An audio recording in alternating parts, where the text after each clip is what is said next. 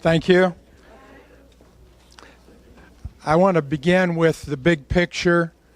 We have this wonderful opportunity to share God's Word with the children. We know that God's Word can change their lives, give them a new life. Your Word is a lamp unto my feet and a light for my path. It will serve them throughout their life. So, just an awesome opportunity for us. Our RT program has some really strong points. I think probably as you've sensed, we have awesome leadership in our ministry. Dave Hardy and Laura do just a wonderful job. We also, you heard Gussie, who's been chairman of the curriculum committee for a long time. And that committee has done awesome work. We have such a wonderful, 3 different curriculums. And then we have all the volunteer teachers who are not only great teachers, but they show the love of Christ to these kids every day, and you see it.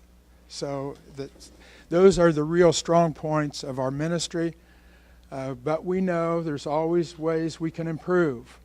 And my topic is an area where we can improve, and the title is Student Accountability.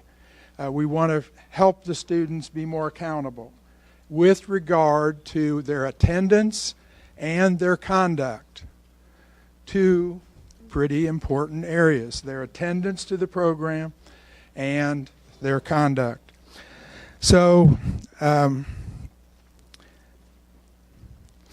I'm going to do is talk mainly about attendance, but the ideas will also apply to conduct. And if we have a good plan to help them be accountable, then we're getting to where we want to be. Now I'm going to talk about attendance. Here at Copeland, we have about 50 kids in each grade, so we go over to the halls where the classes are. 50 kids are out in the hall now. Imagine 50 grandchildren in your living room. So there's some chaos. So we pick them up. We try to get out of the school as quickly as possible because principals do not like chaos in their halls, and they'll tell you. So we do not take attendance there at the classroom. But as a consequence of getting out of the halls quickly, we have what we call hooky kids.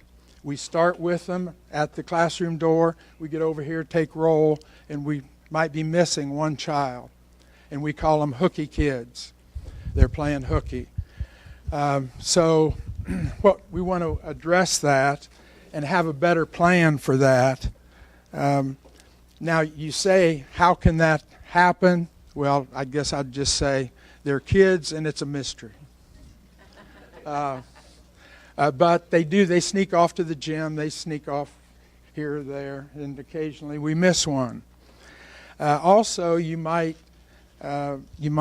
ask, it's not a good thing that the kids don't want to come to release time. But if you've walked with them in transport, you know that you'll hear that child say, I don't want to go to release time today. And then on the way back, that very same child will tell you how excited they are about something they learned or that they did in class. So kids will do kid stuff and say kid stuff. So that we all know that's what we're dealing with. Now, let me see if Laura gave me a document called the Student Attendance and Conduct document. And I think this is going to give us a plan that is going to help us with attendance and conduct. And you don't have copies of that document, but I'm just going to run through it. It's got a bunch of columns on it. And say you've taken attendance that day in class, and a child is at school, the kids told you, but they're not in your class. So they're a hooky kid. Okay, on this document, We put in the date, the child's name, the volunteer's name, the grade of the child. You will have a list in the classroom of all the students, their parents' name, and their telephone number. You put that on this document. And then the next thing you do is call the parent. Now, that's the harder part. Filling in all those other blanks was pretty easy. But we'll call the parent, and if we get an answer on that call, then we'll have that conversation with the parents and let them know that their child wasn't there that day. The parent wants them to be there. They signed them up, so we're letting them know that what's going on with the child. They'll encourage them, and we'll take care of that problem. We've communicated to the parent. We're building a relationship with that family. Now, if we don't get an answer, then I've gotten used to doing this with everybody I communicate with. I call, don't get an answer. I don't leave a voicemail anymore. A lot of folks don't do much voicemail, and so I just hit the off button and do the text. Lots of folks these days do a lot more texting than they do voicemail. So our next choice would then be we send a text. And there will be a sheet of sample text regarding various conduct problems or a hooky problem. So you can either use your own text, which you're very capable of doing, or you can use one of these sample texts. So, right there, the day of the incident, we've taken care of that. We've communicated with the family. We've got a document. We filled out things on the document, all the columns. Now, during a week, I generally talk to several kids. I have my little list of who I'm going to call. But what happens? Well, sometimes I put it off.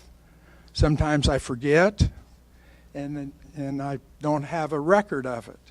This will take care of all of that. If I commit to taking care of it that day, the day of the incident, whatever it might have been, then I think this can work. Okay, so that's kind of our plan. Now, you make the calls. And then there's one more column, and it's kind of the summary column. What was the result of the call or the text? Okay, if you got no answer, then you sent the text. So in that summary column, you'll just put text sent to parent. If they answered the telephone, then you can just say parent will encourage student to attend. So it's all short. We filled it all out. It's done that day. And I think that that'll help us a whole bunch. So what does this accomplish for us? Well, we're recording our problems. We're keeping a record of it. So we can refer to that anytime. One of the consequences, one of the results going to be with regard to attendance is they're allowed 2 hookies per semester. On that third one, they'll be suspended from the program until there's a parent conference. Now, parent conference, that kind of gives them an option, and it also puts the burden on them. It lets them know we're serious about the attendance. Lets the child know. The parent wants things to be serious, but now the child knows also. So that will be one of the consequences that we'll deal with. So what we can do with this document is it helps us build a relationship with the parent. It's a plan so that we can prevent this bad habit of the kids. That hooky thing or bad conduct, that's just a bad habit. And we're helping them with more communication, with better recording. We're helping them get rid of that bad habit. And that child then will hear God's word, which is our bottom line. Thank you.